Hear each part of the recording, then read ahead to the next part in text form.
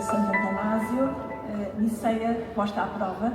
Temos connosco para esta reflexão o Padre Ricardo Figueiredo, nascido em 1990, em Belas, Sintra.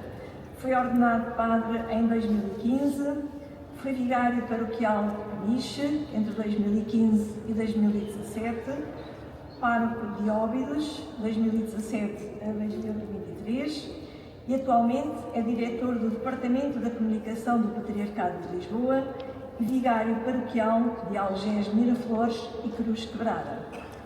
Concluiu o doutoramento em Teologia Sistemática na Universidade Católica Portuguesa em 2021. Foi membro do Secretariado do Sínodo Diocesano de Lisboa, 2016, membro do Secretariado da Assembleia de Avaliação do Sínodo Diocesano de Lisboa, em 2021, e membro da Comissão da Caminhada Sinodal de Lisboa, desde 2021. Foi membro do Conselho Presbiteral da Diocese de Lisboa, entre 2018 e 2023, e adjunto de vigário de Caldas da Rainha Peniche, 2021-2023.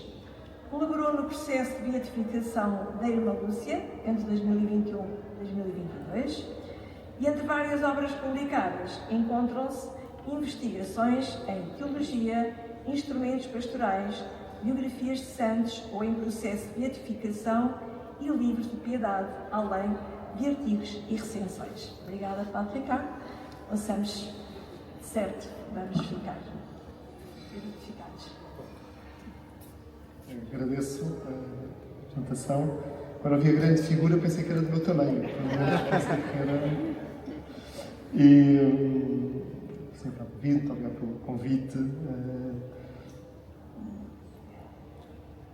Estas horas são difíceis, portanto, eu trouxe um texto escrito, mas que vou um bocadinho saltitante, está bem? Só para ver se não adormecem, que está só a ler um texto, sei que é complicado. As fontes que eu uso são as que usei no livro que publiquei este ano, sempre para assinalar os 1700 anos do Concílio de Niceia, a biografia de Santo Antanásio. Não posso dizer tudo o que está no livro, porque senão depois o Francisco vai dizer à editora que já não vale a pena fazer de conta, que já não vale a pena comprar o livro também. Portanto, ulteriores questões, esclarecimentos sobre Santo Antanásio, para o editor não me bater, remeto para o livro, está bem? Mas olha, é muito importante que celebremos este ano, quer este Jubileu 2025, com esta data tão bonita dos 1700 anos do Concílio de Niceia, e falar de um concílio, depois será a conclusão que eu quero chegar no fim, é sempre falar de um processo da vida da Igreja, um momento da vida da Igreja, que é sempre um processo de recepção. E o termo recepção não é apenas um conceito, é um verdadeiro um tema teológico, por excelência. São os vários aspectos do que é receber um concílio. Ou seja, pode haver um concílio, foi celebrado, mas como é que esse concílio depois se operacionaliza? Como é que ele acontece? E há aqui várias formas que nós vamos vendo ao longo dos séculos, nos vários concílios que foram sendo celebrados, vamos vendo as várias formas como que as recepções acontecem. Por vezes até, aqueles argumentos, como se diz, quando os historiadores vão ver a letra do concílio, dizer dos concílios. Isto foi dito no concílio, mas não se passou a viver. Ou seja, quer dizer o quê? Não houve um processo de recepção. Ou seja, não entrou. Quer dizer, e isto denota aquilo que é a vida da Igreja. E o Santo Antanásio mostra-nos uma marca deste processo de recepção. Houve o Concílio de Niceia, e como é que o Concílio de Niceia é recebido? E como é que é recebido ao longo das décadas seguintes? Por outro lado, estamos a falar de um perfil, de uma vida, e, portanto, como se costuma dizer, um ponto de vista. E aqui é importante relembrar aquilo que o Francisco dizia na sua conferência. Estamos a falar de alguém que polarizou a questão. De tal forma, até depois vamos ver, a determinada altura, a questão já nem era doutrinal. Já não era qual era o termo em determinados momentos do processo. A questão já não era qual era a doutrina, qual era a palavra que estava lá, se tinha esse, não tinha esse, tinha isso, não tinha isso, já não era essa a questão. O que estava lá era precisamente se excomungam ou não excomungam a eutanásia. Ou seja, a questão vai ser diretamente em relação à eutanásia. Aliás, a Freire também falava desculpem, esqueci o nome, de Córdoba. Ósio de Córdoba, que tem um pronome muito curioso, que é a determinada altura que ele também assina a excomunhão, mas o Santo António, quer dizer, nunca fiquei ofendido com ele, quer dizer, ele já viveu até muito tarde, penso que até aos 90 e tal anos, e quer dizer, foi torturado, coitado, não, quer dizer, o Santo António, quer dizer, com tortura, um velhinho, quer dizer, normal que ele assinasse. Não é? Portanto, estamos a falar de uma figura que tem estes contrastes, e como todas as figuras que vivem estes contrastes, é uma figura apaixonante. Santo Atanásio é uma figura verdadeiramente apaixonante, e vemos isso, sobretudo naquilo que vai ser as suas idas para exílio, já lá chega. Portanto, ele participa no Concílio de Niceia como diácono, e falarmos desculpem, antes de ir a Atanásio, só outro pormenor e um bocadinho também a motivação porque é que eu escrevi o livro. Este livro do Concílio de Niceia, uma apresentação do livro, desculpem, mas só um bocadinho o que é que me vai no coração para este tema. Eu já havia sonhado escrever um livro sobre Santo Atanásio. O primeiro esboço que eu tenho lá guardado, não sei de que ano é que ficou, mas já tinha começado assim umas investigações sobre Atanásio, sempre com o título que lhe dei, que é Viver em Tempos de Crise, porque, sobretudo quando estudei, com interesse a vida do Cardeal Newman, ficou esse bichinho, mas muito porque todas estas idas e voltas, todo este processo de recepção do Concílio de Niceia, mostra-nos uma coisa muito importante. É que nós não chegámos ao ano 313, não houve o Edito de Milão, e a Igreja passou a ter paz para sempre.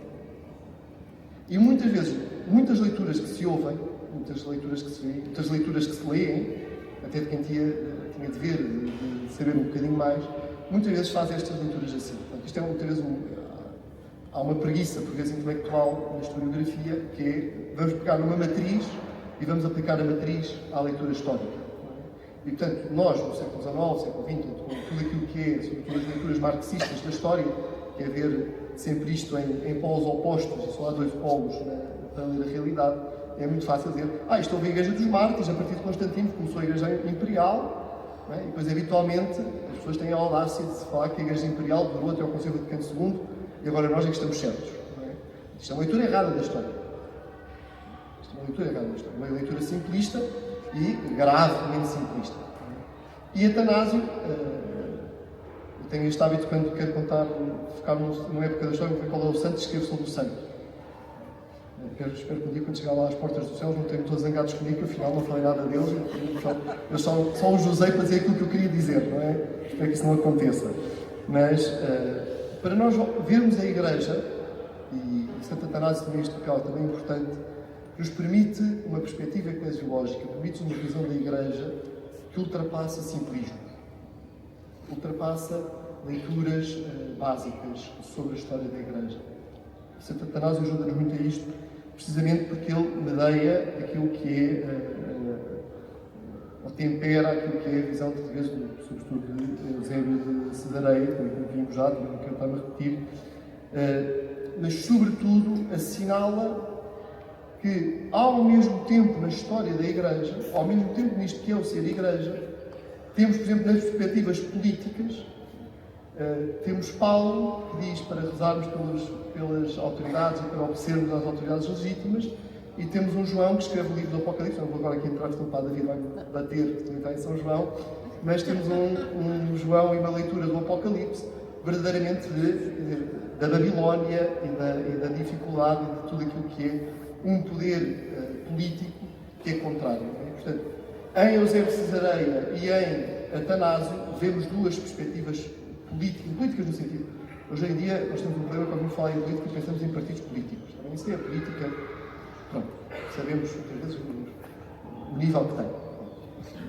Chamada política da polis. construção da cidade, da sociedade. Nós somos, enquanto corpo de pessoas, enquanto sociedade. E a Igreja tem uma perspectiva em relação a isso. A Igreja faz caminho aqui. E dentro da Igreja há estas diversas perspectivas nas relações com o coletivo. Temos de ter isto também em conta. Isto é tudo premissas das premissas das premissas. Mais uma premissa só que eu gostava de pôr, que era, quando falamos do Concílio de Nicéia, o Freizinho também disse isso, mas também é aqui importante para nós sabermos, e até aqui com o pormenor da vida de Atanásio, já vamos aí, mas que é, quando nós estamos a falar da fé de Niceia, dos bispos de Niceia, nós estamos a falar de bispos que sofreram pela fé. Sofreram pela fé. Eu lembro quando escrevi o livro, andei à procura, onde é que estava uma descrição. Nós tivemos uma altura em que o Sr. Patriarca durante muito tempo não fez códigos. Então o cabido da Sé estava bastante envelhecido. E havia alguns momentos em que havia alguns padres que diziam: lá vem o Concílio de Niceia. E eu queria encontrar a passagem. Encontrei, passo a citar, o Teodoreto de Ciro. Agora não, agora está aqui já vários códigos, o cabido agora está renovado. Não é essa a questão. Outros tempos. Mas em que o Teodoreto de Ciro diz assim na sua história eclesiástica: naquele tempo, no tempo do concílio, havia muitos bispos excelentes pelos carismas apostólicos e muitos traziam no corpo, como diz o Santo Apóstolo, os estigmas do Senhor Jesus. Depois descreve alguns dos bispos, como, e depois volta a citar, Paulo de Nelo Cesareia, que experimentou a fúria de Licínio. Tinha as duas mãos paralisadas porque um ferro quente foi colocado perto delas e os nervos que lhe forneciam o movimento estavam mutilados e mortos. E depois em síntese, continua mais à frente, uns tiveram o olho direito arrancado, outros tiveram o braço direito decepado. Um deles foi o egípcio Panfenúcio. Numa palavra, foi possível ver uma multidão de mártires reunida no mesmo local. Não esqueçam o cabido da Sé de Lisboa também. Já vamos ao Concílio de Niceia. Uma multidão de mártires. Esta fé que foi proclamada em Niceia era a fé de mártires e de homens que sofreram realmente. Também, e agora aqui entra na vida, portanto, Santo Atanásio terá nascido por 295, jovem diácono. É muito curioso, ele chama o bispo de Alexandria, chamava-se Alexandre, na altura chamou muita atenção, teve atenção sobre Atanásio. Portanto, num dia em que estavam a celebrar o aniversário do martírio de um bispo, de um antigo bispo de Alexandria, chamado Pedro, foi martirizado em 311, portanto tinha acabado essa celebração, e o bispo Alexandre coloca-se lá numa janela, num sítio, num mirador, não sei muito bem, e que vê uns miúdos ao pé da praia a brincar com água. E de repente começa a olhar. Isto aqui diz, é a lenda, talvez não é propriamente histórico, mas diz aqui muito do ambiente. Eles estão a brincar a coisas de igreja. São miúdos a brincar de coisas de igreja. E depois vai um bocado, isto é aquilo, eles estão a brincar com coisas de igreja e uma liturgia episcopal.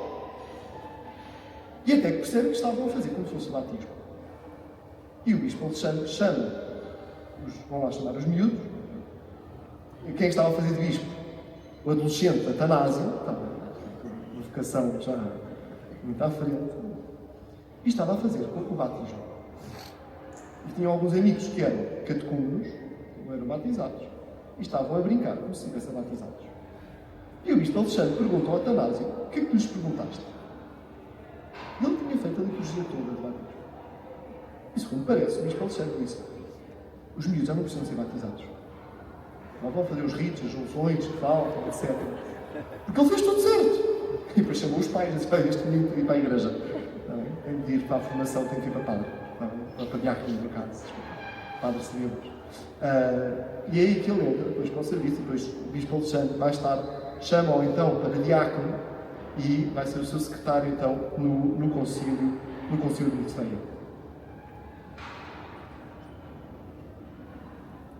O Concílio de Niceia, como nós vimos, não foi um momento vitorioso, foi um momento alto, um momento forte, não vou entrar aqui nos pormenores do Concílio de Niceia, mas o que se percebeu é que rapidamente aquela paz que parecia ter-se alcançado com o Concílio de Niceia percebeu-se que era uma paz ilusória.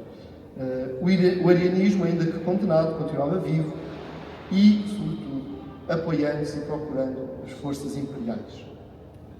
Isto é uma das coisas importantes para nós percebermos a biografia de Atanásio. É que Atanásio tinha a força da verdade, tinha a força desta fé testemunhada pelos mártires, da vida, não do poder imperial, não do poder coercivo. Não precisa dele. E a jogada do arianismo foi precisamente esta: ir buscar a influência imperial para fazer este caminho. E é aqui, então, em 328, muito cedo, Atanásio torna-se bispo de Alexandria, segundo parece, com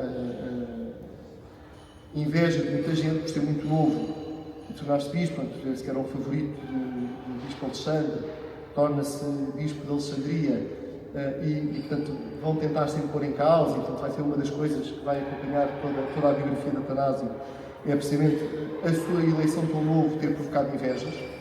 Isto não é só o Lusíadas que tem como outra palavra inveja, a inveja é algo universal no ser humano, e torna-se então bispo nestas dificuldades, mas sempre como uma grande figura, um grande exemplo do que é ser pastor.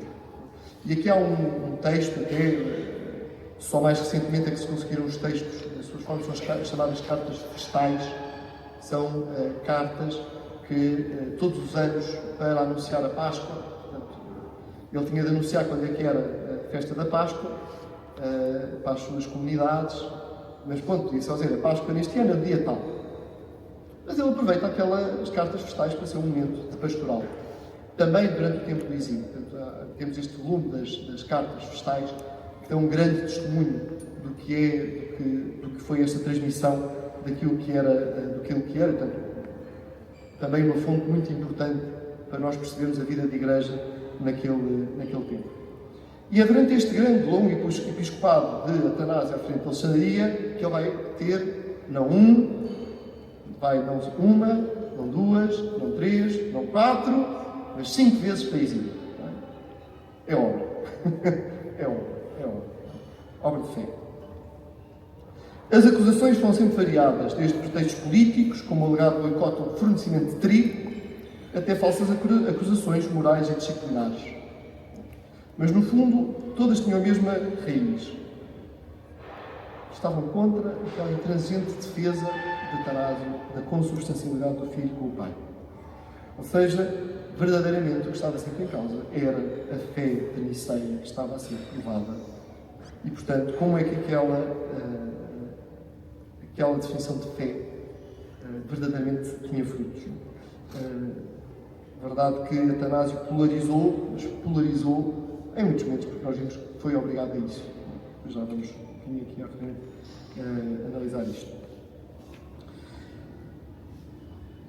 Uma coisa também bonita que vemos destes exílios, podemos sempre ver os exílios como uma coisa negativa, e foram, ter estado longe da comunidade, mas o que nós vimos é que eles foram profundamente providenciais. Porquê? Porque obrigaram Atanásio a escrever, obrigaram Atanásio a aprofundar, obrigaram Atanásio a escrever muitas das obras que nos chegaram até hoje, sobretudo até de forma particular, contra uma obra, ou seja, são 2 obras, são sempre citadas como 2 obras, mas tudo indica que são 2 partes de uma mesma obra, que é o contra os pagãos e a encarnação do Verbo.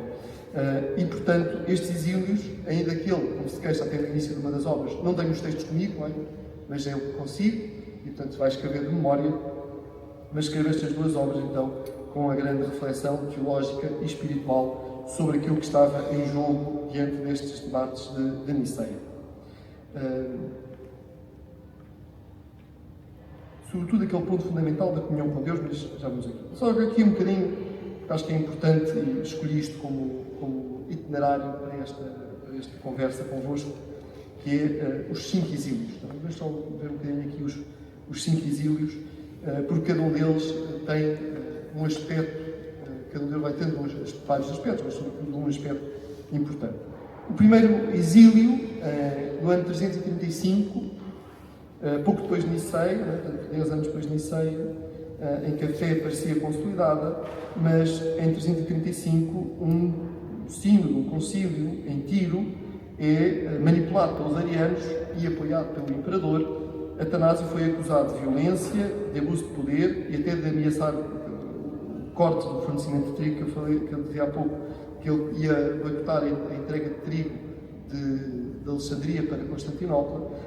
Ou seja, não foi por questões doutrinais, foi com mentiras, né, que conseguem esta acusação contra Atanásio. E então o imperador, procurando mais a paz política que a verdade da doutrina, a verdade da fé, exilou-o em Tréveris, na atual Alemanha. Ao afastar Atanásio, tentava-se neutralizar a voz mais clara da ortodoxia, optando-se então por esta paz podre, privada da verdade. Mas, novamente aqui, sobretudo, vemos como Deus escreve direito por linhas tortas, e então esta primeira oportunidade é um momento de desenvolvimento doutrinal, desenvolvimento teológico, em que Santo Atanásio escreve então aquelas duas obras que eu falei há pouco, contra os pagãos e sobre a encarnação do Verbo, obras fundamentais onde demonstra que só o Verbo eterno, consubstancial ao Pai, podia recriar a humanidade e vencer a morte. Assim, a primeira coisa providencial, o exílio como uma oportunidade de aprofundamento teológico. Primeiro exílio. Regressa em 337, segundo exílio, 339-346. Um longo exílio, se o anterior foi de cerca de 2 anos, agora com quase 7 anos de exílio, e vai exilado para onde? Após a morte de Constantino, os seus filhos dividiram o império, também já vimos isso. Atanásio regressou brevemente, mas em 339, os arianos, apoiados por Constâncio, conseguem então, os arianos conseguem entronizar um bispo em Alexandria, um outro bispo. Então Santo Atanásio é obrigado a refugiar-se, a fugir, e aqui foge então para Roma. E é muito curioso isto, não é? Portanto, põe um bispo no lugar dele, impõe um bispo diferente dele, e ele vai para Roma. E portanto aqui o começar a surgir, o desenvolver-se, como vimos, é mais tarde que se vai consolidar aquilo que é a centralidade efetiva de Roma, mas sabemos, já havia antes referências, não estou a expressar isso, mas há aqui como que o salto eclesiológico. Portanto, o primeiro salto teológico, no primeiro exílio, no segundo exílio, o salto eclesiológico. Portanto, de um estender, de um abrir, e este é um ponto muito importante. Porquê? Porque em Roma o Papa Júlio vai dar apoio a Atanásio, e há aqui um passo importante. Como nós vimos, José de Córdoba foi conhecido dos poucos bispos, o único bispo vivo do Ocidente para o Concílio de Niceia, e os dois padres, os dois presbíteros de Roma, e de um momento para o outro, com esta ida de Atanásio para Roma, a questão torna-se para toda a Igreja. Portanto, já não só em causa para a Igreja Oriental, mas torna-se uma questão para toda a Igreja. Portanto, este segundo passo, este segundo salto que acontece com o Concílio, com este segundo exílio. Terminou o exílio, 346, Atanásio regressa. É muito curioso neste regresso, não é um regresso direto, vai dar várias voltas. Percebe-se ali ver várias influências até regressar, há vários meses, a regressar a Alexandria, claramente para conseguir uma estratégia de defesa da doutrina, mas regressa, vai ter quase 10 anos que está em Alexandria, mas em 356 o imperador Constâncio, novamente cada vez mais próximo dos arianos, voltou a perseguir os defensores de Niceia. Atanásio foi novamente expulso e aqui, terceiro passo importante, refugia-se no Egito, junto dos monges. Este é outro passo muito importante. E também este terceiro exílio demonstra o ponto mais pernicioso de toda a polémica, de toda a crise em torno da recepção do Concílio de Niceia. Porquê?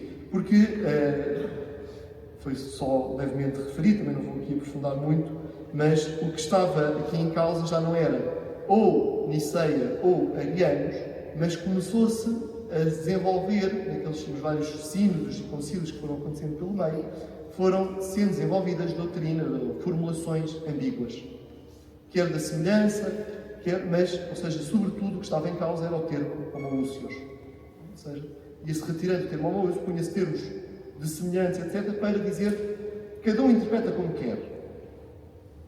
Cada um, isso nós vimos tantas vezes hoje em dia, não é? Fé, cada um tem a sua. Não é? E o imperador porquê? O que estava em causa era a unidade do império. E, portanto, dava jeito ao imperador, ia descobrir assim uma expressão mais corriqueira, mas dava jeito ao imperador o cristianismo light.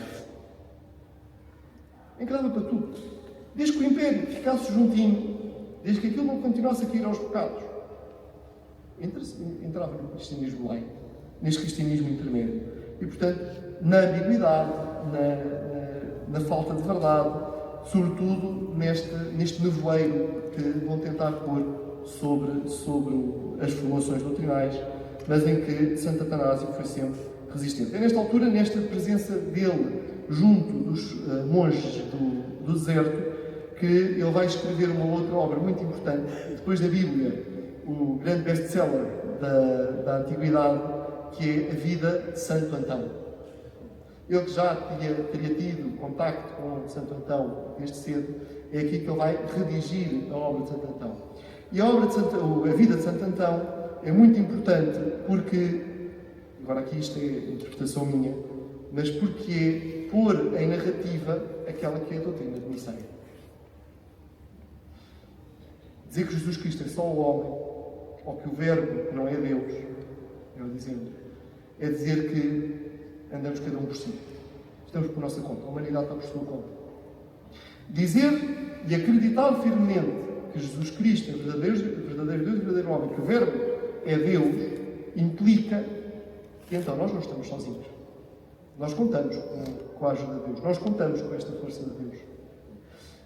E então só à luz disto é que se percebe os combates de Santo Antão. As tentações de Antão no deserto, obras de arte tão conhecidas em torno deste tema, mostram-nos exatamente a vitória, mas a vitória em que campo? A vitória no campo espiritual. Nós sabemos, está aqui para a David que é de Óbidos, eu fui para a Arco de Óbidos, depois o Santo Antão, lá foi o porquinho, e toda a gente anda a comer chouriços por causa das festas de Santo Antão. Não é? Mas aquele porquinho é sinal do quê? Sinal das tentações. É sinal dos pecados capitais.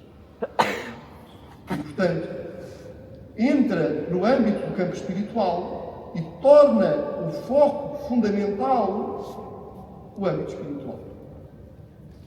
O que é muito curioso nisto, quando nós vemos esta crise ariana, estas tensões com os monges do deserto e o ataque às virgens consagradas. Isto é um ponto muito importante para nós hoje. Quando nós não acreditamos verdadeiramente que contamos com Deus, que Deus se fez homem e que, portanto, nós contamos com essa força divina na nossa vida,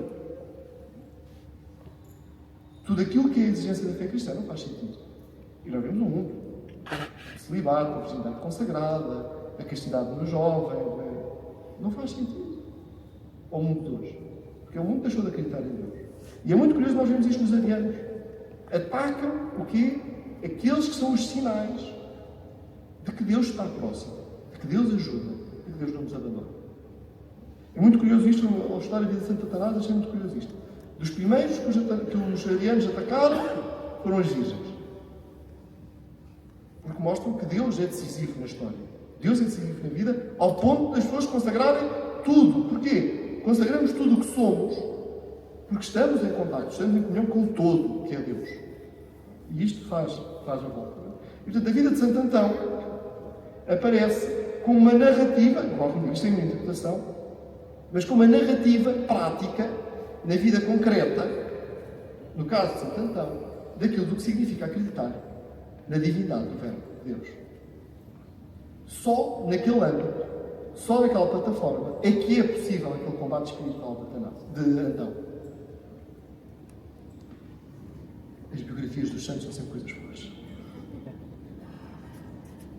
Quarto exílio, portanto, regressa de exílio em 46, tem novamente um longo período de alguma paz, mas então entra em jogo em 362. Então, escutávamos há pouco a ascensão ao poder de Juliano, o Apóstolo. Juliano o Apóstolo vai ter aqui um papel muito curioso, porque há um período curioso, porque este exílio acaba em 62.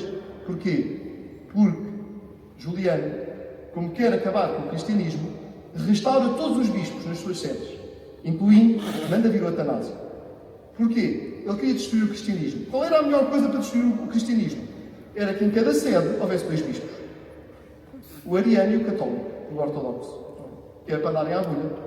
E, portanto, ele restaura, Juliano, restaura todos os bispos. Voltem todos para as suas sedes para ver se arrabulha. Desculpa a expressão.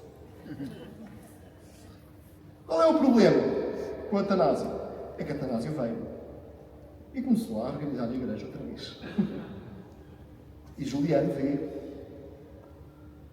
a ortodoxia ali, ele está a unir a igreja, portanto, ele não dá jeito. Este é inconveniente. Chuta novamente. Lá vai Atanásio, quarta vez no exílio. Portanto, volta em 62, volta em exílio em 362. Pronto. E aqui, então, ele parte para exílio. Este momento, o momento deste aprofundar, sobretudo, de acompanhar aquilo que é a comunidade cristã. Obviamente, um passo importante deste pregar e deste organizar a igreja, tanto o Atanásio como pastor de almas, que aparece neste quarto exílio. Quinto exílio, novamente agora um exílio também breve, sobe ao poder o imperador Valente, também simpatizante do arianismo, e novamente decreta o exílio dos bispos ortodoxos. E lá vai o Atanásio, já idoso, coitado, lá vai ele novamente para exílio, regressando logo no ano a seguir, 366, mas novamente neste ponto da defesa das formas dúbias. É muito curioso que este amanhecer é num dos exílios anteriores, mas este surgir do arianismo vão levar Atanásio a ser forte na fé, firme na fé, mesmo no meio de todas estas dificuldades. Regressa em 366 e governa então Alexandria até a sua morte em 373.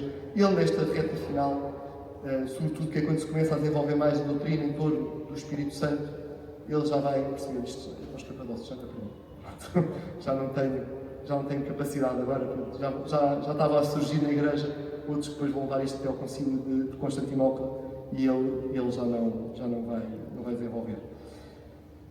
Tudo isto mostra que a fidelidade de Atanásio não era apenas teórica, mas profundamente espiritual, e aqui novamente remeto para as cartas festais como o grande testemunho desta afirmação. O que estava em jogo era a salvação. E por isso, aquilo que escrevia Santo Atanásio na Encarnação do Verbo, nós fomos a causa, estou a citar, nós fomos a causa da sua encarnação e pela nossa salvação teve compaixão de nascer e aparecer num corpo humano. Este é o dado fundamental que Atanásio vai defender. Tão preocupado com a salvação do povo que o povo o abandonou. E aqui remeto também, só para quem quiser depois aprofundar, mas também da atualidade, o Papa Leão aprovou há pouco tempo, não foi a declaração, mas aprovou que John Henry Newman, São John Henry Newman, seja declarado doutor da Igreja. E é muito curioso porque o caminho dele de conversão ao catolicismo aparece aqui. Aparece quando ele quer provar que o anglicanismo está certo. Então ele vê a situação atual, a situação do seu tempo e acha que os católicos são um extremo, os protestantes são outro e o anglicanismo é que é aquela via média correta. Não é? E ele começa a estudar e reconhece, a Igreja Católica é que é esta. Agora aqui já no outro âmbito, começar a estar já para o século XIX e fica para o estudo ou para outra jornada, quando for a declaração de Newman como doutor da Igreja. David, tu está a fazer um projeto, um plano para o ano do Instituto, mas era interessante estudar-se e aprofundar-se esta vida de John Henry Newman, mas que é precisamente aqui que ele faz este percurso, de perceber o caminho da ortodoxia, este caminho da fé católica, como ele deve ser seguido com toda a nossa vida. O povo simples permaneceu sempre ao lado de Santo Atanásio, e aqui depois Newman vai também falar e desenvolver aquilo que depois, do ponto de vista doutrinal, vai ser desenvolvido no Concílio Vaticano II, que é precisamente este que agora estamos a viver, com todo o tema da sinodalidade, que é precisamente o papel dos leigos na transmissão da fé, e não só cooperadores, mas corresponsáveis daquilo que é a missão da Igreja. Este aqui também é outro tema já a saltar. Gregório Nazianzeno chamou Santo Atanásio de a coluna da Igreja. É um momento muito particular em que, nestas vários exílios e várias questões políticas, que a Igreja fica presa por um fio. E é Santo Atanásio este fio que garante. O título não é retórico, de facto, a fé de Niceia existiu porque Santo Atanásio e outros poucos tiveram a coragem de não negociar a verdade. A história mostra que um concílio, por mais solene que seja, não se impõe automaticamente. É preciso quem o encarne, quem o defenda, quem esteja disposto a sofrer por ele. E foi isso que Santo Atanásio fez. Ele mostrou que a ortodoxia não é apenas uma fórmula, mas uma vida de fidelidade, mesmo contra o mundo.